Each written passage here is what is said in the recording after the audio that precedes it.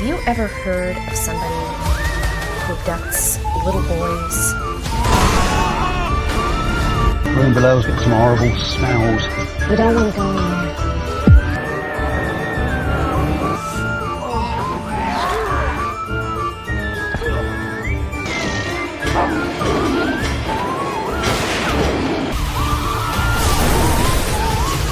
What are you doing? Complimentary room service. Here is that.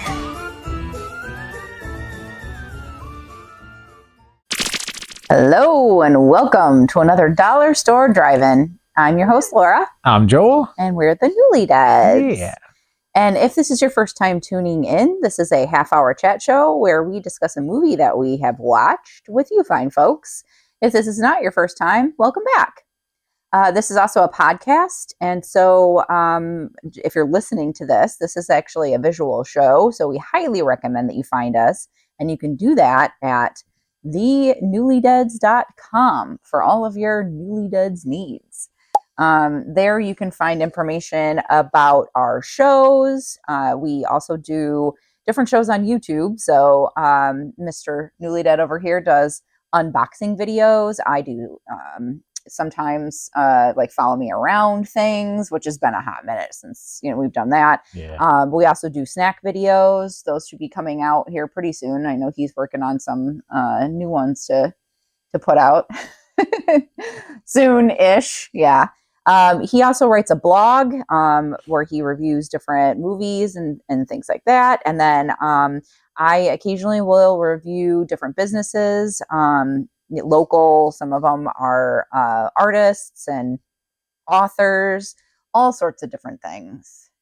So that all, again, can be found at our website. And yeah, am I missing anything on that? I don't think so. Yeah.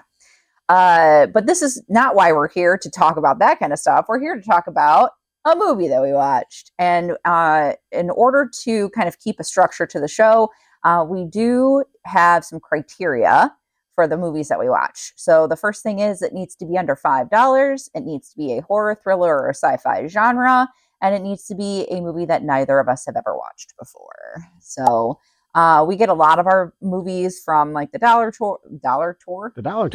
Tree. Sometimes we get them from local places. So like Beach Boys Toys. Yes. 618 Vintage. We've gotten stuff from there. We've gotten things from Hidden Treasures before. Yeah, all different kinds of places. So we really enjoy watching movies. It doesn't matter if they're good or bad. We just enjoy watching them and then sharing that with you. That's right. So that being said, should I read the synopsis? Yeah, what did we watch? We watched a movie called Larva. Oh, can you see it? Yeah, Larva. And my name is Laura, so it's kind of like Larva. It's from 2005. Oh.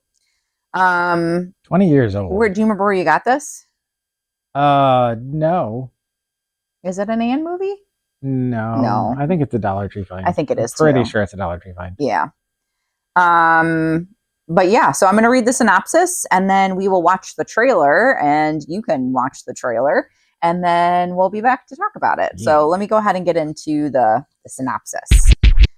First of all, I wanted to say that there is a comment on here that says a killer creature film that delivers. I was like, a killer creature film that delivers the goods. And that was by Gregory Connolly from 411mania.com. All right. Host, Missouri is a quiet ranching community where everyone knows everyone. And almost everyone earns their living from host tender meats.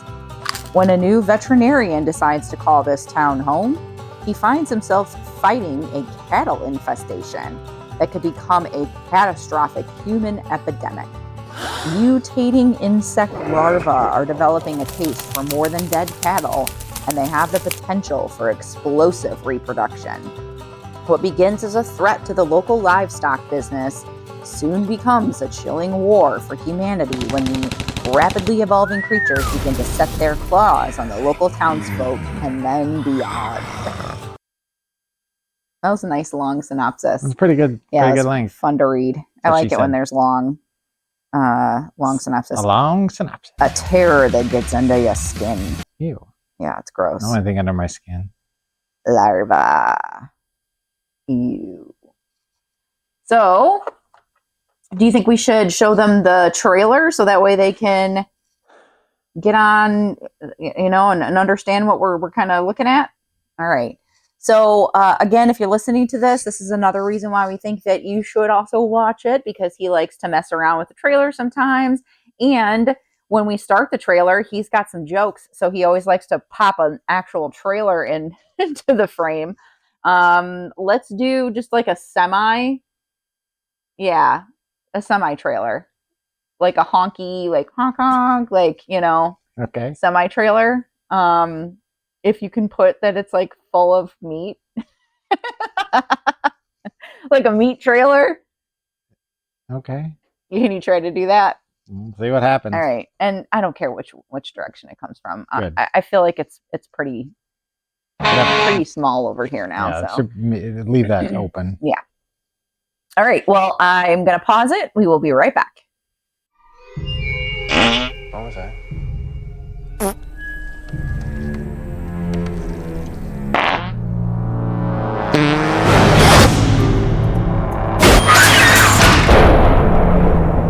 I found some pretty interesting parasites in the feces of some of the cattle. And, I can't figure out where they came from.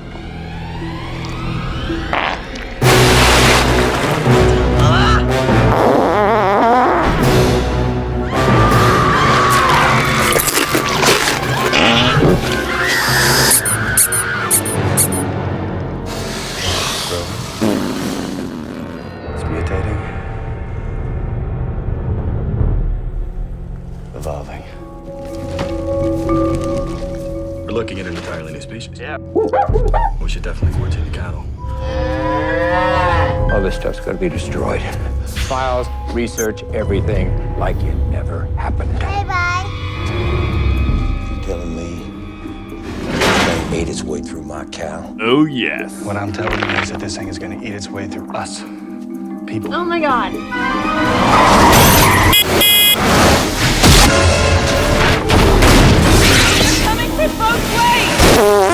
You need to shoot him!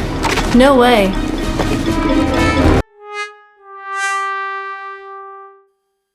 And we're back. Hopefully you enjoyed that lovely trailer. It was full of larvae. Oh, larva. That's what I was thinking. Like What? larva trailer, but Amazing. yeah. So whenever we watch film, I take notes, and then at the end of the year, Mrs. Newlydad puts them together into a lovely little flip book available on our aforementioned website, where you can go through and read kind of behind the scenes as far as what I actually thought, how I take notes, information about the film, and I like to draw pictures. So you'll get to see the stuff that I draw, and sometimes that turns into other things. But so this week I did. You already saw one of my. I saw that. I saw you writing slurp, but I didn't see the whole like thing. That's a cute little larva thing that you got. You put Joel plus larva. I like that. Kilt. I see that word kind of big. And then you drew a little weird skull guy that you like to do with no jaw, no bottom jaw. Yeah, I was pretty happy with how he came out. He's cute. He's like shaking. Yeah, he's kind of like a Keith Haring inspired skull, sort of. Oh, yeah, kind of. a little bit. Jiggly line. Yeah.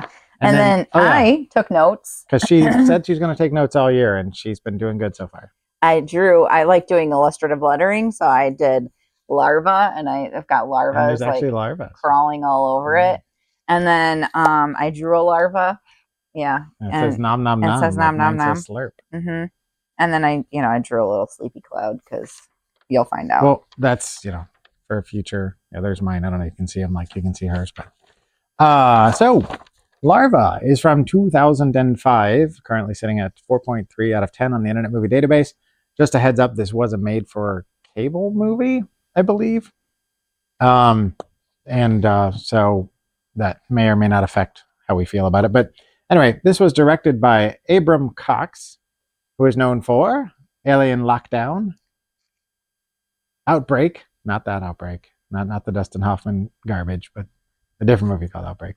Sorry, I read the book The Hot Zone by Richard Preston and the sequel, and both of those books are phenomenal, and the movie version was not good. Anyway, Miss Nobody which sounds like something kind of maybe interesting. And he did 11 episodes of Z Nation, which is on our list of things to eventually watch at some point. Mhm. And he did 7 episodes of Black Summer, which, if you are not hiding under a rock in the horror community, you'll know that that's one of the like most talked about zombie shows on the air as of the last decade. I don't know. I don't know if it's still going, but it's supposed to be really good, and it's also on the list because we both love zombie stuff. This was written by several people, actually. 1, 2, 3, 4, 5, 6 different people. Wow. So the first person is Kenneth M. Badish, who wrote Mansquito, which we saw the trailer Oh, we did. before. The Snake King, not to be confused with the Scorpion King. Mm. Hammerhead, which if you saw Mansquito, you kind of know what Hammerhead's going to be like. Mm-hmm. And something called Ghouls. Ghouls. Yeah. Yeah. This was also written by Boaz Davidson, who you were commenting on his name in the credits, Mhm. who has done a few things that you might actually know, including X-Ray, which is actually on the shelf. With it's on a 2-pack from Vinegar Syndrome with another movie that I forgot the other movie right now. Hot Resort, which is one of those 80s kind of sex romp comedies. Ninja, which came out in the early 2000s and was pretty well reviewed. Killer Rats, not to be confused with Mulberry Street, which is also about killer rats. And Octopus, which I love a good octopus movie. Yeah. This was also written by David Gooden, who did this, Larva. Something called The Black Hole, which was a TV movie. And that's it. It's also written by Kevin Moore, who did something called Submarines, which sounds like a very underwater kind of movie. Today You Die, which sounds like a early 2000 horror film. Mm-hmm. Savage Planet, which sounds like a 70s sci-fi movie. And Showdown at Area 51, which I assume that's like aliens versus the government, Mhm. maybe? This is also written by J. Paul V. Robert, who did Larva, and something called Nature Unleashed Tornado, which I assume is like a bio show thing, like on Discovery Channel or something. And finally, it was just also written by T.M. Van Ostrand, which sounds like Kramer's character from Seinfeld, who did Larva and also was a co-writer on Alien Lockdown. So this stars one Rachel Hunter, yes, the model turned actress, who was in Rockstar, the Mark Wahlberg movie. Freezer Burn, which I have, I believe, seen. I'm not sure if that's the one with Edward Furlong or not. I may be getting that confused with something else. Miami Magma, which we have. Yep. It is on the shelf waiting to be watched, so you'll get to see a review of that at some point. And The Benchwarmers, which was the John Lovitz, I forget who the third person was, right. David Spade, maybe? Mm-hmm. That supposedly John Heder was trying to write a sequel for it, never happened. William Forsythe, who's a personal favorite of mine, who was in The Devil's Rejects, who played Sheriff Wydell.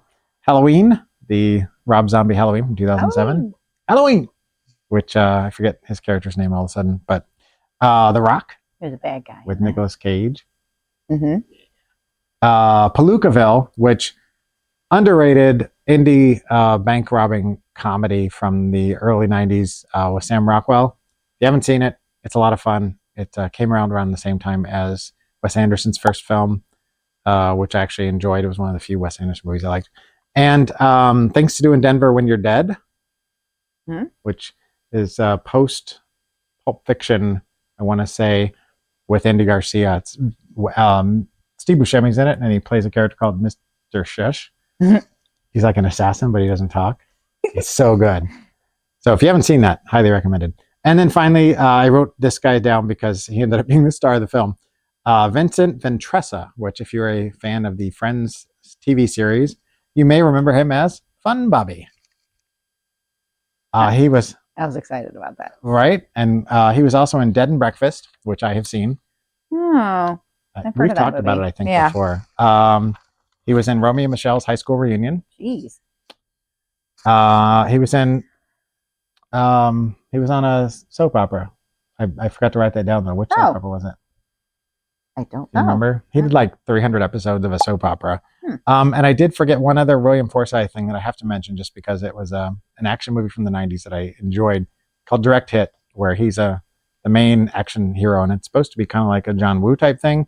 But William Forsythe isn't built for that kind of action, so it comes off a little clunky. But you can put William Forsythe in anything, a toilet commercial, I don't care. Whatever it is, I'll like it. Yep. Because I'm a fan. So at this point, my wife turns to me and says, finally, What'd you think? whew, that was a lot of information. So we're going to have to rush through this a little bit. Nah. So the first thing I have to point out is that William Forsythe's character is there's three main characters, those two and Rachel Hunter. And he wears a Kansas City Royals hat through about 2/3 of the movie, maybe not quite. And that made me happy. Because they're in Missouri. They're in Host, Missouri, which doesn't exist. But the fact that they're in Missouri, of course, Kansas City Royals fan. There was actually larvae in it, which we referred to them as lower intestine straws because they were like slurping up the blood on the counter that Fun Bobby accidentally spilled when he cut himself. And the name of the meat company was what? Host. Host Tender Meats. Not very clever. Well, I mean, it's from Host, Missouri. Right. Yeah. Which but doesn't exist. Also, still, like, you know, if you have a parasite, there's a host.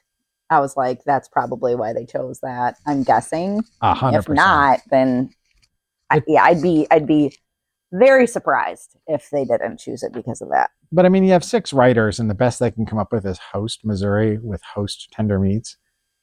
They probably thought it was funny. I mean, if you're a trauma movie and you're going for kind of a, gross out, kind of not so subtle comedy, then okay. But this was trying to be serious, and it just felt like it was a little forced. Fun Bobby in this movie stares at stuff a lot, like really weird. Like I started calling him in my head. I started calling him Staring Bobby because every time he's in a scene, he's just like staring wall. He needs a staring wall. He does need a staring wall. That's what we call a wall when there's no TV on it. There's a couch in front of it. Your staring wall. You're just going to be staring at it. When you're looking at real estate ads and stuff like that, you see that a lot. You'll see couches facing walls where there's nothing on it. Now you could project theoretically, Something on a the wall. movie or TV on the wall, but probably not. Yeah. I have to admit that the parasite characters, the larvae, were actually pretty well done. Like they're pretty gross when they're babies. Sucking up like blood and then get big and fat like really fast. Yeah, they're grody. Think of like a maggot, but like longer on the butt part, and it like has like a weird little tail end kind of thing, like a pointy, like little spiky looking kind of thing, and like a little mouth, Yeah, because like like the larvae that I drew are those weird little heads, like a maggot. A lamprey kind of looking sort of. Yeah, this is yes, like an underwater lamprey. That's what those are like. Yeah, they're like a sucker kind of leech kind of mouth or something. Yes. Yeah, but that's on the front instead of underneath. Yeah. And they were for a sci-fi kind of, it wasn't sci-fi, but like a cable science fiction movie. They're actually pretty well done. And then when they go into the host bodies and then are reborn as their next phase of evolution, they've got they look kind of like bats, but with mouths underneath and like little pointy. I mean, I guess bats have those little pointy little fingers. Yeah. Because they can kind of walk and crawl and. They just look like a garbage bag, kind of. that part of the CGI, not so good. It's a little rough, and there was a 11-minute documentary making of featurette on the thing, which I ended up watching some of it, and they actually show the guy that was sculpting them, and he sculpted them out, and they actually created some real ones for the scenes but there was some CGI that kind of suffered from 2005 CGI. Yeah. I said it looked like a bat mixed with a stingray, which is exactly accurate, and a trash bag. And a trash bag. There's a scene where their host meets is having a town get together with all of the meat people that are grown or raising the cattle. Yeah, the meat people. The ranchers. Yeah, all the ranchers. Thank you. And they're talking about how good the meat it looks and how it's going to be the best thing because they've genetically enhanced it with this feed. Which is what creates the larva. But they show the meat before it's cooked with the larva crawling around in it. And I wrote down, how long does the larva survive being cooked? Because they cook it on the grill and then people are eating it and you still see the larva. If you do it raw though, or rare, a medium rare. Yeah, rare. Like a rare. Yeah, they could be hiding in the center. because there's several of them in it, and Fun Bobby is the only one who doesn't eat any of it. Because he's like vegetarian or something. I think maybe, and that he just I think that's was what he kinda grossed said. out. Yeah. Then the one thing that was really kind of odd about this is there was a lot of weird funk music, and it wasn't like We're Going Dutch Tonight from The Curse of the Wolf that we just reviewed. Yeah. It was like weird, like elevator music funk, but with lyrics. Yeah, and there's like funk and R&B, like in weird like scenes. Yeah. It didn't make sense. No. I also feel like the time frame where like the larvae grow and like, you know, make people die is a little off, because like the one kid that was taking the shower that was listening to the funky music or whatever, like literally it must have come up from the drain or something. Well, he was wasn't he at the? Oh no, he was with the cow, but Was he one of the cow kids? Yeah, but the cow didn't bust open until when they were there, so it wouldn't have got him there. No, and so I don't know. Cookout? Maybe, but like, town. You know, so he was like immediately murdered, like, you know, kind of a thing. And then this other guy, you can see like a larva come out of his nose and then go into his mouth. And Joel's like, I don't get that. Like, because the thing feeds off blood. So like, why isn't it just like feeding off the blood in his nose? Because it was obviously bleeding in there. And there's blood vessels and, you know, all sorts of shit. Yeah, it's connected to your throat. So all sorts of stuff in your, and it's connected to your throat. But I was like, well, they just needed an avenue to show like that it's going down on the, you know, inside. And then they do this really neat thing where they like go and follow it down, and then it's like sucking on like the intestines or whatever. I thought that was pretty done well. Yeah, just seemed like a weird. But then he lives for a while, like, you know, and so I don't quite understand the timing of like how long it takes somebody to get infested and then subsequently die. Plot. Yeah. Mm-hmm. It functions on plot time. Yeah. Yeah. There was a fun scene where a woman is in the backseat of a car with a kid, well, teenager, I guess, adult. I don't know how old she was supposed to be, but she was old enough. And they're, you know, getting frisky.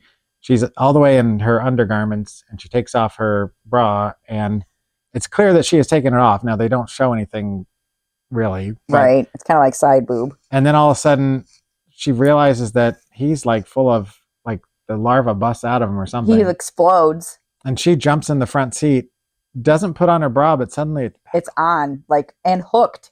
Yeah. So, like, it's not like a, you know, one where you pull over your head, you know. She's just like no bra.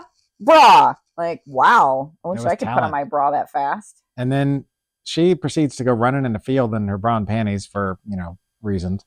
And she's trying to get away from the larva, but of course, reasons.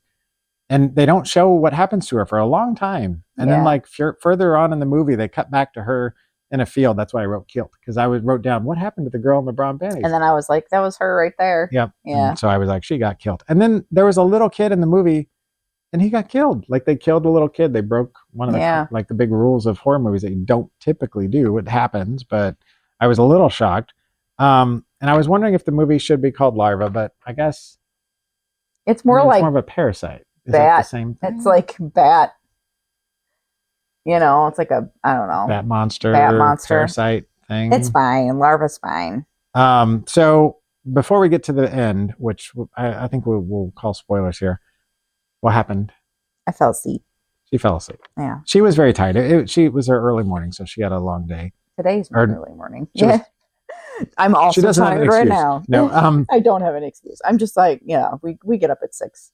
So I watched, you know, the ending, and my kid was out watching with us. And so they decide that they're going to go. For some reason, they know that all the larvae is going to be in the sewer. Don't know how they know. Don't know why the larvae all decided to go hang out in the sewer. I guess they called a meeting and they found out about it or something. I don't know. So they're like, hey, let's go get all our explosive stuff from William Forsythe, and then we'll head down to the sewer. We'll hook it all up, and then we'll blow it up, and that'll be the end of the problem.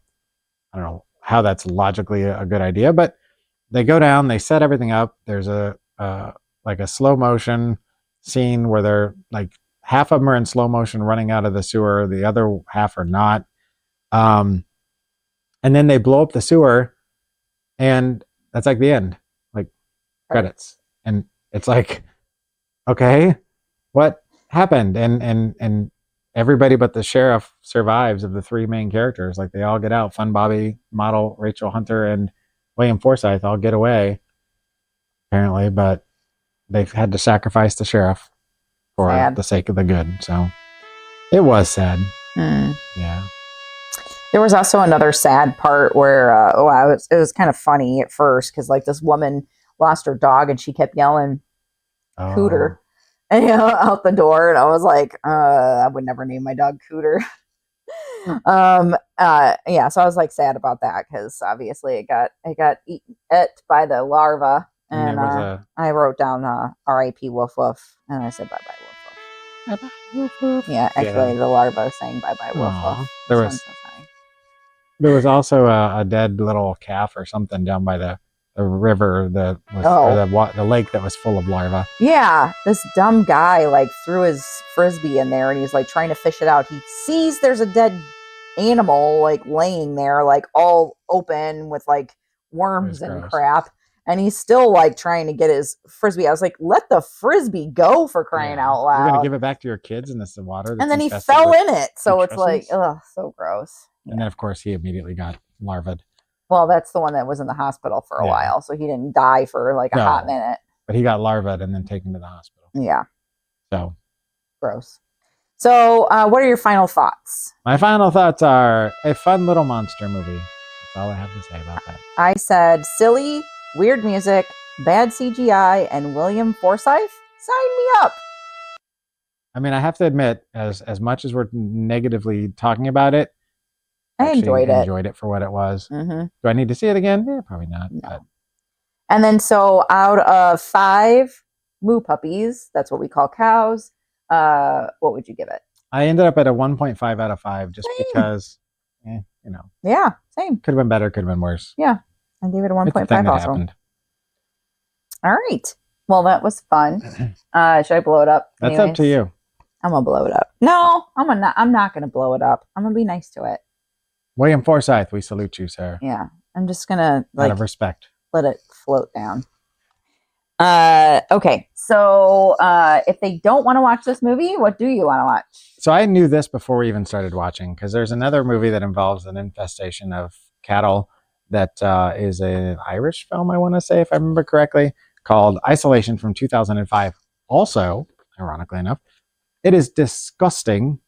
It is kind of adjacent to the French extremist movement or from around the same time, like around 2003, which I'm a big fan of the French extremity movement.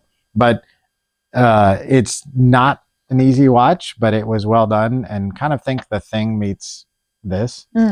Okay. And it's disgusting. So, but anyway, yeah, Isolation. Awesome. All right. Well, what are we watching next week? From the random fun box of fun comes something that I bought and we've been anxiously awaiting to watch. Winnie the Pooh, Blood and Honey. From I'm so excited. 2023, and there's already been a sequel. There's now a Pooniverse, and Pooniverse. Yeah. there's spin-offs and all kinds of stuff happening with this universe. This ain't no bedtime story. It says on the front. Yep. Nope. There's also a. This isn't your grandparents' Winnie the Pooh. Said the New York Times. Wow. Yeah, The New York Times, Joel. I have literally heard nothing good about this film. Yeah. The sequel, not much better. So I do not have a lot of high hopes, but out of raw curiosity, I've been dying to see it. And Heck yeah. so we're right. going to find out. Want me to read it? Yes, please. Okay. Enter the darkest corners of the 100 Acres Wood. Acre Wood. I don't know why I can't say that right. 100 Acre 100 Acre Wood. 5 years ago, Christopher Robin abandoned his childhood companions Winnie the Pooh and Piglet and the woods in which they all played. Now an adult, Christopher has returned with his fiancée Maria in tow for a reunion with his old friends, only to find that in his absence, Pooh and Piglet have turned feral, silent, and murderous. What was once a joyous place of imagination and merriment becomes a violent battleground for survival in this audacious and terrifying spin on A.A. Milne's beloved children's stories. And I'm very curious because I've not looked too much into it because I just wanted to watch it kind of sight unseen. I always thought that maybe they were just, people in a masks portraying Pooh and Piglet, and they weren't actually Pooh and Piglet. But apparently, according to that, they're actually Pooh and Piglet. Yeah, but it looks like a mask. I mean, it looks like a mask, but I mean, it's, you know. Yeah, I don't know. Did I say that right? Is it Milne? I thought it was A.A. Milne, but Milne. That's I'm probably not right. 100% sure. I was like, I don't know how to say this. So I'm just gonna say Milne. And I think all of us grew up you're right, Milne. with Winnie the Pooh. I think every child has grown up with Winnie the Pooh. at I some just point. didn't know who wrote it. But I am I'm curious, and I love I'm the excited. original designs of the characters, but I don't know. Anyway, I'm interested. All right. Well, thank you so much for watching. We're excited about next week. We're excited every single week, That's right. actually. And until next week, keep it cheap and creepy. bye. Doesn't mean you go chasing the dead. It may be your robot, but it's my house. I want to get a close look at these sharks. Sounds dangerous. Well, I'll be careful.